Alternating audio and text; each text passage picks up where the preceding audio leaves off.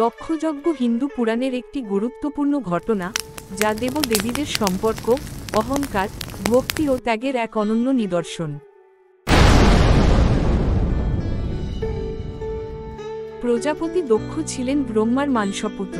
তিনি ছিলেন শক্তিশালী, জ্ঞানী ও গর্বিত।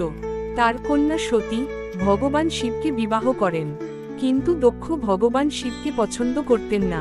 শিব ছিলেন বস্ত্রহীন, গঙ্গা ধারক, শ্মশানবাসী। সামাজিক প্রথা অনুসরণ করতেন না।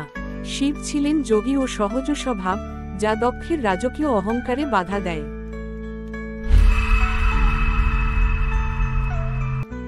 প্রজাপতি দক্ষ এক বিশাল যজ্ঞ আয়োজন করেন, যেখানে সমগ্র দেবতা, ঋষি, গন্ধর্ব, অপ্সরা প্রমুখকে আমন্ত্রণ জানানো হয়। কিন্তু তিনি ইচ্ছাকৃতভাবে শিব ও সতীকে আমন্ত্রণ জানান না।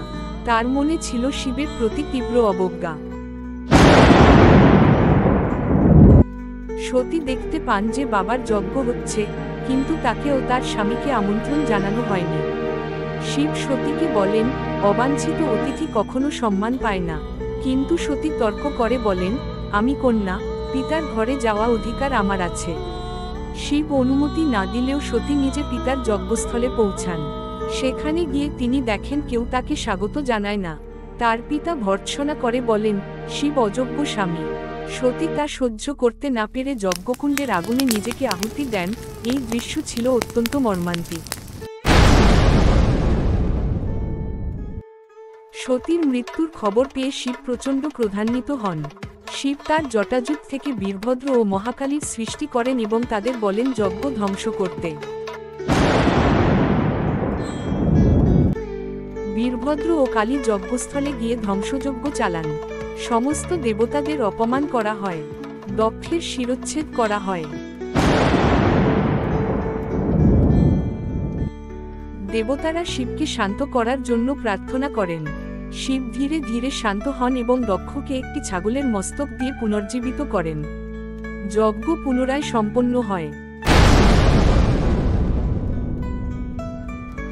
শিব স্তব্ধ হয়ে সতীর দেহ কাঁধে নিয়ে বিশ্বভ্রমণে বের হন। এতে সৃষ্টি ও প্রলয় সমভাবে বিঘ্নিত হয়। তখন বিষ্ণু তার চক্র, সুদর্শন চক্র দিয়ে সতীর দেহ খণ্ডিত করেন। সেই দেহের খণ্ড যেখানে যেখানে পড়ে, সেখানে গড়ে ওঠে 51টি শক্তিপীঠ।